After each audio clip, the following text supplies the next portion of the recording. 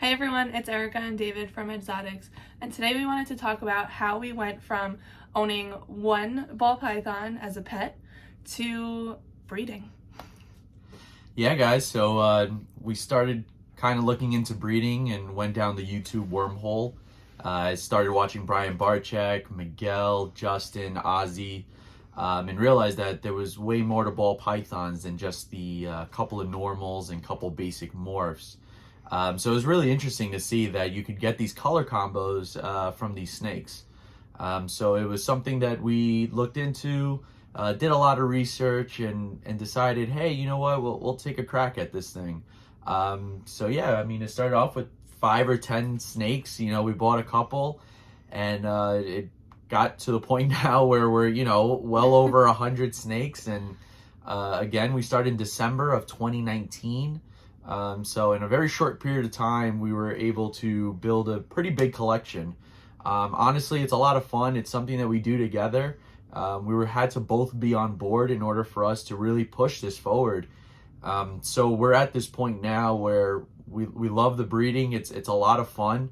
And we've actually made it an official side business. Yeah. We both work full-time jobs, and this is just something that we thought would be fun to do together. And it's become an actual business now, and we have merch and everything. You can find that on Storefront here. But yeah, it's something that we thought would be a lot of fun to do together. Yeah, I think one of the best pieces of advice that we were given was from a local pet store. We were talking to him about potentially breeding ball pythons, and his advice was, do it. Just try it out. Get a male. He said it doesn't hurt to try. Yeah, get a male, get a female, put them together, and see what happens, And it was honestly really good advice because, yes, there's more detail that you can go into it. There is an actual science, so to speak, to breeding.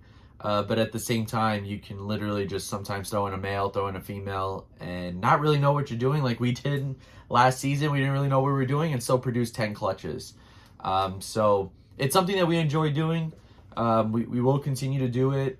Our future plans, honestly, for breeding is just to continue to make some pretty cool animals. I don't think we're kind of trekking on anything of trying to produce world's first.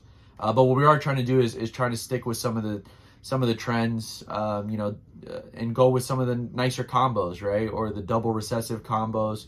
So we want to kind of be in the mix of producing higher end animals, but by no means are we trying to take over the ball python world. This is just something we do as a hobby. We enjoy it. We love the animals. It's a lot of fun. And like I said, we do it together, so it makes it that much more fun. Yeah.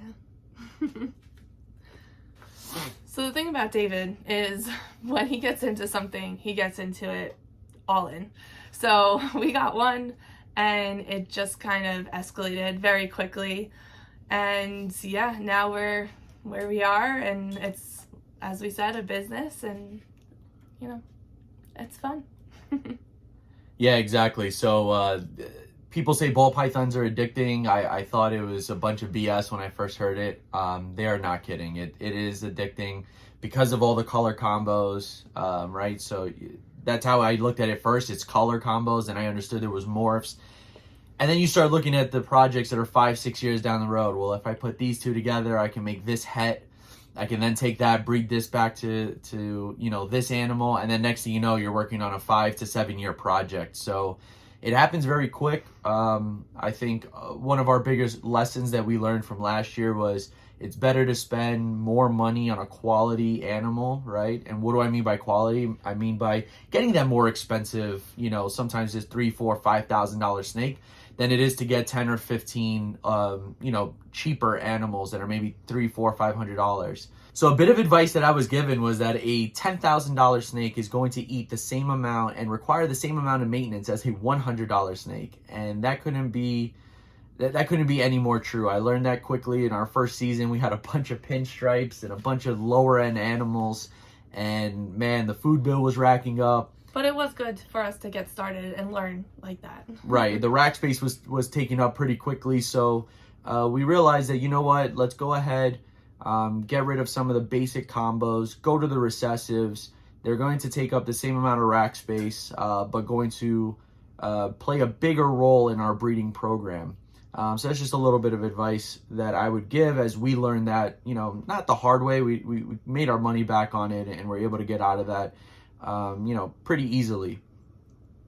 Outside of that, guys, you know, we're still just trying to introduce who we are, what we're doing. We'd love to hear any kind of suggestions on what you guys want to see, what else you guys want to hear from us. We will be doing a collection video soon. Actually, we'll be doing multiple collection videos. So just let us know what you want to see from us. If you have any questions for us, feel free to drop them in the comments. And as David said, suggestions on future videos. We're new at this, so go easy on us. But feel free to drop suggestions, comments, concerns, questions, anything in the comments, and let us know. Please be sure to look at all of the links in the description below. If you like this video, please go ahead, like it, subscribe to us, hit that notification. We will have our Morph Market linked, our Facebook, our Instagram, yes, Store Frontier, and Store Frontier. So please be sure to check it all out if you like what's going on, and we'll catch up with you. See you next time. Bye.